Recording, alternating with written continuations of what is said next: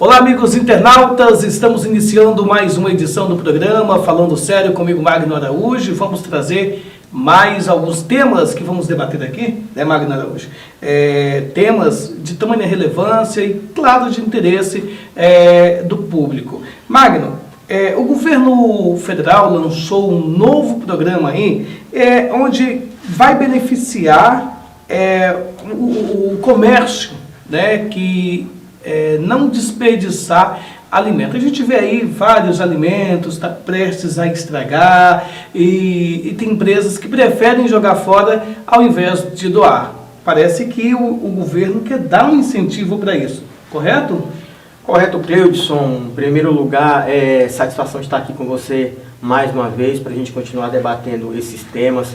Também deixar aqui os nossos cumprimentos aos amigos internautas que nos acompanham aí pelo portal Folha de Carajás e também pelas redes sociais aqui em Redenção e Cumaru do Norte. Cleudson, como você bem lembrou, realmente eu vou dizer aqui, daquele ditado que eu sempre falo aqui no quadro, que a gente sempre tem que dar a César o que é de César e a Pedro o que é de Pedro. O governo federal, de posse aí dessa questão, sensível a essa questão aí sobre os alimentos, criou um programa de incentivo para que empresas e o comércio varejista em geral não desperdice alimentos. Então, esse programa ele consiste basicamente em dar aí incentivo fiscal, redução de impostos para essas empresas que doarem esses alimentos para um banco de alimentos que vai ser criado em várias cidades do Brasil, eu acredito que até em todas, para que essas empresas, esses comércios que comercializam alimentos possam aí destinar, doar esses alimentos e em troca essas empresas aí terão incentivos fiscais, terão redução de impostos. É uma medida que é vista com muito bons olhos, porque a gente sabe que hoje na situação em que o povo brasileiro vive, sobretudo depois dessa pandemia, é uma situação bastante complicada, uma situação aí que às vezes a gente vê as pessoas passando fome, pedindo de porta em porta, e enquanto que o Brasil, até pela sua dimensão, pelo seu tamanho, e a gente vê aí um grande desperdício de alimentos. Foi feito um levantamento, uma pesquisa, que mostrou aí que o Brasil desperdiça alimentos na quantidade que daria para alimentar cerca de 60 milhões de pessoas. Então, por aí você tira a situação que é a questão do desperdício desse tipo de alimento. Então, o governo criou esse programa, né? Vai entrar em vigor agora nos próximos dias e vai ser criado, como eu já falei, um banco de alimentos para que essas empresas possam fazer a doação desses alimentos para que sejam aí distribuídas aí para a população mais carente, para a população mais pobre e para a população que realmente passa fome. Então está de parabéns o governo, sensível a essa questão, sobretudo quando a gente fala de pessoas que têm aí um poder aquisitivo muito baixo e que vivem até abaixo da linha da pobreza. Então qualquer medida nesse sentido que venha aliviar a situação dessas pessoas é bem-vinda. Interessante que eu vejo que uma batata, por exemplo, ela está ali com um pedacinho estragado, mas se você tira ele não está pronto para ser comercializado, mas ele pode ser distribuído a famílias. Existe tanta família que necessita, né, Magno? Eu me lembro lá no Ceasa, lá em Goiás,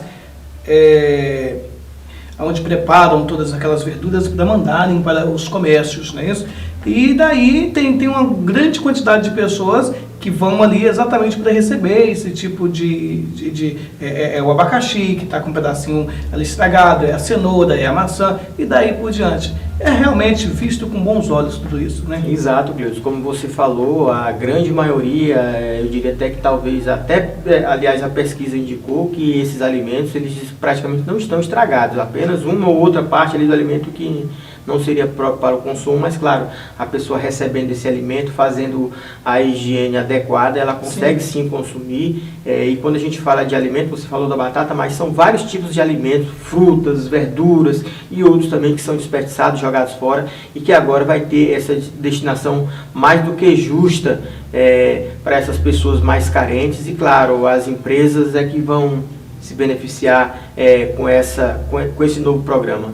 Magno, eu tenho de um lado o desperdício, né, do comércio de modo em geral, que prefere jogar fora ao invés de fazer doações para pessoas carentes. Do outro lado, eu tenho pessoas que têm dinheiro, mas infelizmente no atual momento não está conseguindo fazer as suas compras porque a cesta básica aumentou. E como aumentou radicalmente, o Magno?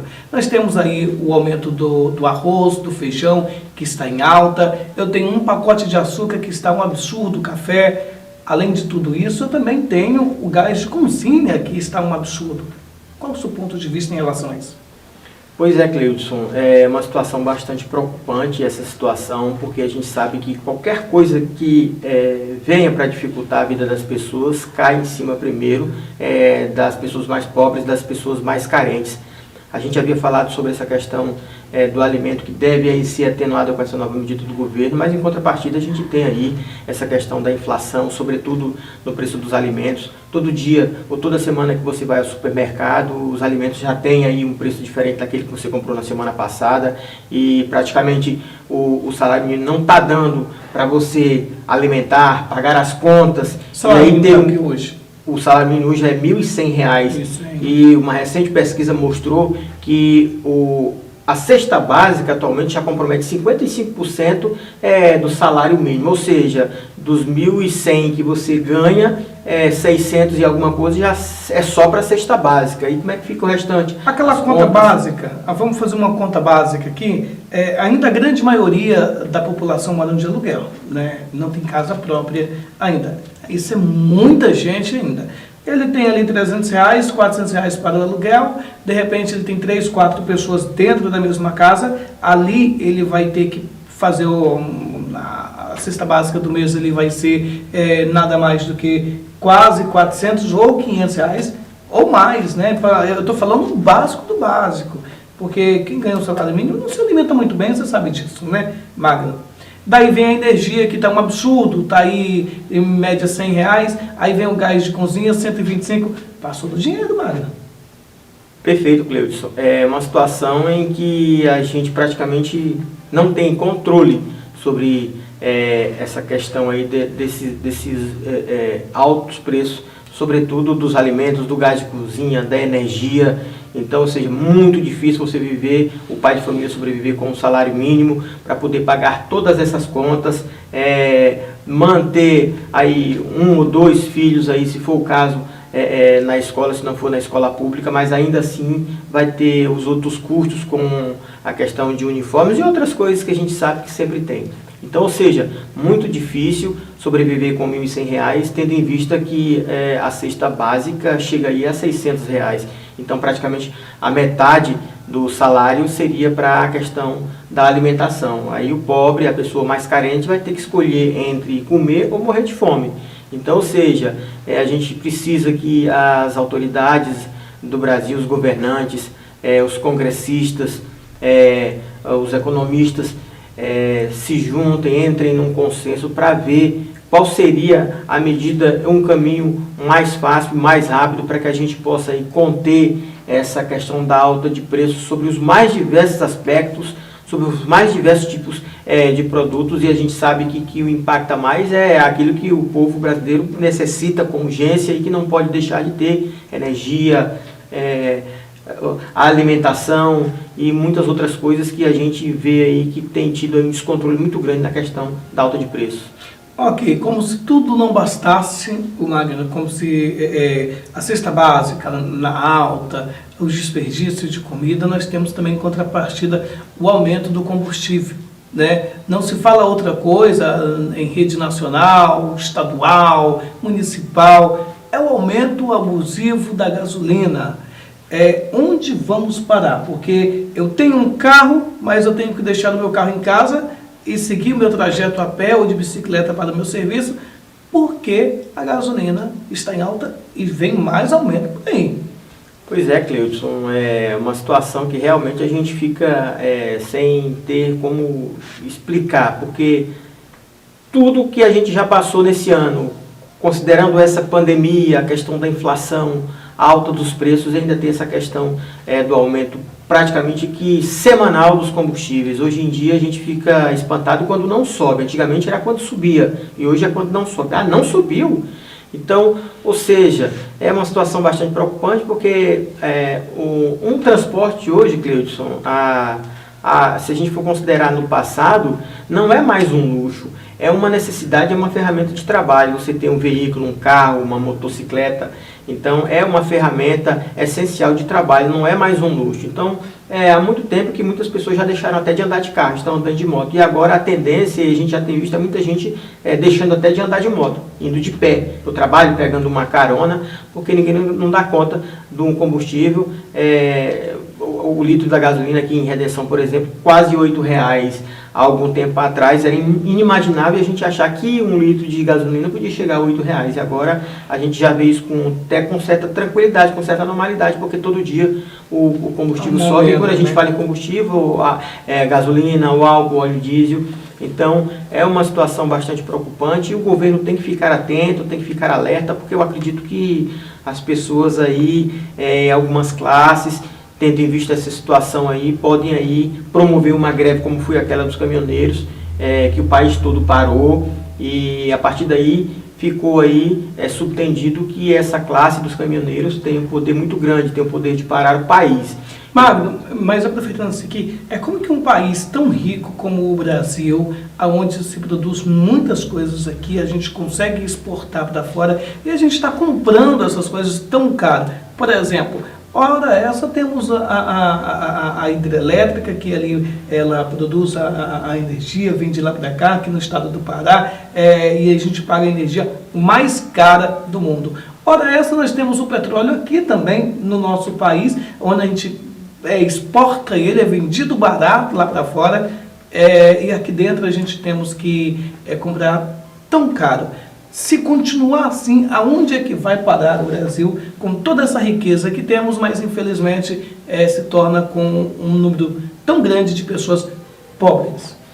Pois é, Cleito, é uma situação que fica até difícil da gente tentar explicar, porque assim, como você falou, um país com as dimensões que tem o Brasil, um dos maiores países do mundo em extensão territorial, a maior floresta tropical do mundo está aqui no Brasil, a gente tem aí o pré-sal, onde é uma das riquezas maiores, se não a maior riqueza do Brasil, é essa questão aí, tanto do ativo florestal, quanto da questão aí das commodities. E aí quando a gente fala em commodities, a gente fala na questão de milho, de soja, de gado, de minério, que o próprio país, e o Pará é o maior exportador de ferro aqui, e a gente sabe que isso aí é como se fosse uma coisa que não dá para entender. Por que a gente paga tão caro pela energia elétrica? Por que a gente paga tão caro pelo alimento, se praticamente o Brasil tem tudo isso de sobra? Mas há os grandes interesses, a questão aí de que tudo aquilo que funciona através do governo tem aí as suas contrapartidas. Então tem essa, como você falou, a questão da hidrelétrica, a usina de Belo Monte aqui no estado do Pará, mas existe as contradições, ou seja, a gente tem essa usina, mas ela fornece energia não só para o Pará. Se fosse só para o Pará, era muito barato, mas ela é uma usina que fornece energia para todo o Brasil, assim como outras que estão em outros estados, mas que fornecem energia para o Brasil todo. Mas ainda assim, pelo fato de nós termos essas grandes hidrelétricas, a energia era para ser muito mais barata. Então, ou seja, é uma política que não dá para entender, é uma política muito selvagem, onde o que interessa é o dinheiro, interessa para quem tem aí um grande poder econômico para continuar ganhando em cima. E aí o povo brasileiro é que sofre, tendo toda essa riqueza e não podendo usufruir dela.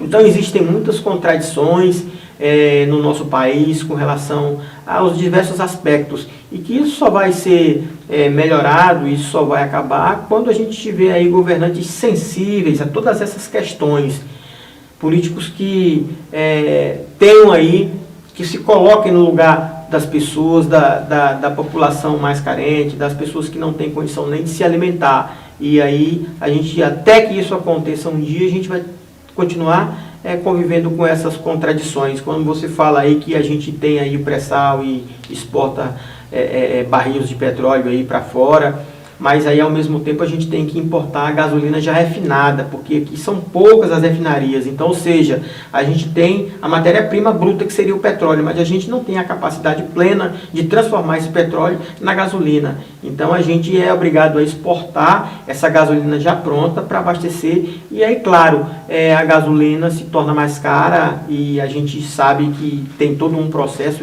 que é uma cadeia de pessoas que vão ganhando, de multinacionais que vão ganhando com isso, mas não deixa de ser uma contradição, porque aqui, do lado aqui, na Venezuela, a gente teve a oportunidade de ouvir uma matéria onde o litro da gasolina custa 2 centavos. Então, qual que é a diferença? Porque que um país que fica aqui do lado do nosso vende a gasolina a 2 centavos e a gente tem que vender a R$8. Então, ou seja, são essas políticas que a gente não consegue entender. Por que o preço do barril do petróleo é atrelado ao dólar? Tem que ser atrelado ao dólar, ou seja, se o dólar sobe, o petróleo sobe. Se o dólar baixa, o petróleo baixa. Mas a gente porque lá tem menos valor e aqui tem mais valor, né? Exatamente. Então, ou seja, e a gente não vê o dólar baixar. Então, ou seja, vamos ter que conviver com isso até que haja aí um choque de realidade para essas contradições elas serem extintas e a gente passar a viver a realidade que é de um Brasil que seja justo para todos, porque a gente sabe que o Brasil é um país não só muito grande, como muito rico. E essa riqueza precisa ser distribuída para todos nós. Ok, mais alguma coisa, Magno? Acho que só isso, Cleudson. Continuar só lembrando aos nossos amigos internautas aqui de Redenção e Comaru do Norte que acompanham o quadro Falando Sério, que a gente vai continuar sempre trazendo esses temas importantes, esses temas relevantes, como esse que a gente trouxe aqui, para que a população fique por dentro do que acontece no nosso Brasil e possa também formar sua opinião. Ok, o mais é agradecido a você pelo carinho da sua companhia, tá bom? Um forte abraço a todos e até a próxima edição.